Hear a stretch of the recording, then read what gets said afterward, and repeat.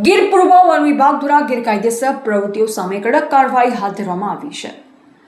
ધારી one વિભાગના વિશેષ તપાસ અભિયાન દરમિયાન 4 અલગ અલગ કેસોમાં 75 જેટલી ગેરરીતિઓ ઝડપાઈ છે.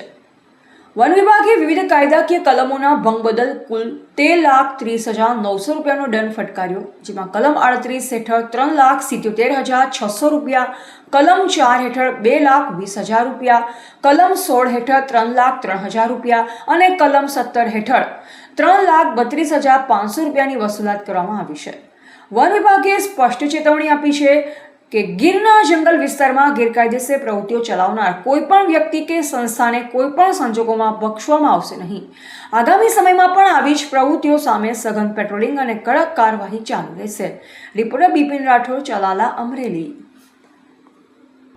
તાજેતરમાં ગીર પૂર્વ વન વિભાગ હેઠળ આવતી જસાધાર રેન્જમાં પ્રતિબંધિત વિસ્તારમાં પ્રવેશ કરી 3 ઇસમોને સ્થાનિક સ્ટાફ દ્વારા પકડી નિયમાનુસાર કાર્યવાહી કરવામાં આવેલ.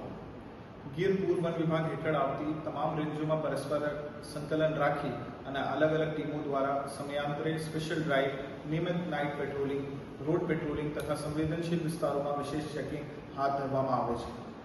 આ કાર્યવાહી દરમિયાન અભયારણ્ય વિસ્તારમાં ગેરકાયદેસર પ્રવેશ, સિંહ સહિતના વન્ય પ્રાણીઓની પજવણી તથા શિકારની લગતી ગેરકાયદેસર પ્રવૃત્તિઓ અને એમના સંડોવાયેલા ઇસમો સામે નિયમાનુસાર કડક કાર્યવાહી કરવામાં આવે છે.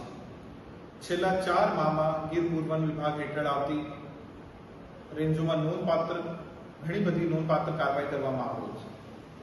ગીર પ્રતિબંધિત વિસ્તારમાં પ્રવેશના 38 ગુનાઓ નોંધવામાં આવે છે, જેમાં સંબંધિત ગુનાઓમાં નિયમાનુસાર કાર્યવાહી કરી અંદાજિત 7,76,000નો દંડ કરવામાં આવ્યો છે. આ ઉપરાંત શિકારને લગત 8 ગુનાઓ નોંધવામાં આવ્યા છે, જેમાં 4 કેસ કોર્ટમાં રજૂ કરવામાં આવે છે અને હાલ કોર્ટ કાર્યવાહી ચાલુ છે. જ્યારે અન્ય 4 કેસોમાં નિયમ અનુસાર દંડની કાર્યવાહી કરવામાં આવી છે, જેમાં 2,20,000નો દંડ વસૂલ કરવામાં આવે છે.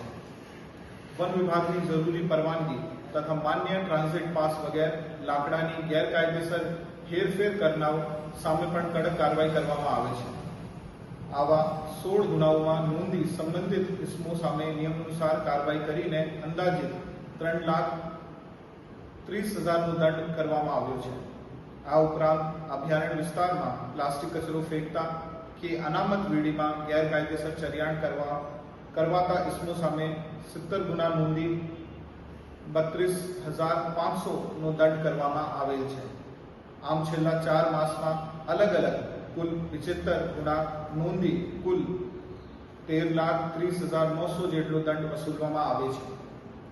ગીર પૂર્વ વન વિભાગ દ્વારા સ્પષ્ટ સંદેશ આપવામાં આવે છે કે સિંહ કે અન્ય કોઈ વન્ય પ્રાણીની પજવણી, એમનો ગેરકાયદેસર શિકાર, અભયારણ્ય પ્રતિબંધિત વિસ્તારમાં અનધિકૃત પ્રવેશ તેમજ વન સંપત્તિનો ગેરકાયદેસર હેરફેર આવી પ્રવૃત્તિઓ કોઈ પણ સંજોગમાં ચલાવી લેવામાં આવશે નહીં.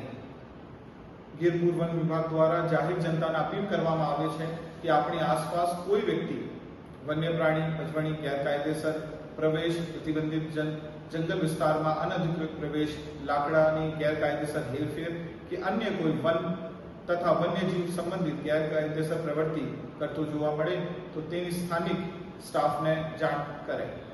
સાથે સોશિયલ મીડિયા પર સિંહ કે અન્ય વન્ય પ્રાણીની પજવણી, ગેરકાયદેસર સિંહ દર્શન, પ્રતિબંધિત વિસ્તારમાં પ્રવેશ તથા શિકાર સંબંધિત કોઈ પણ રીલ, ફોટો કે વિડીયો જોવા મળે તો તેમની માહિતી તાત્કાલિક વન વિભાગને પહોંચાડવા માટે વિનંતી છે. વન્યજીવ અને વન્ય સંપત્તિનું સંરક્ષણ એ આપ સૌની જવાબદારી છે. આભાર.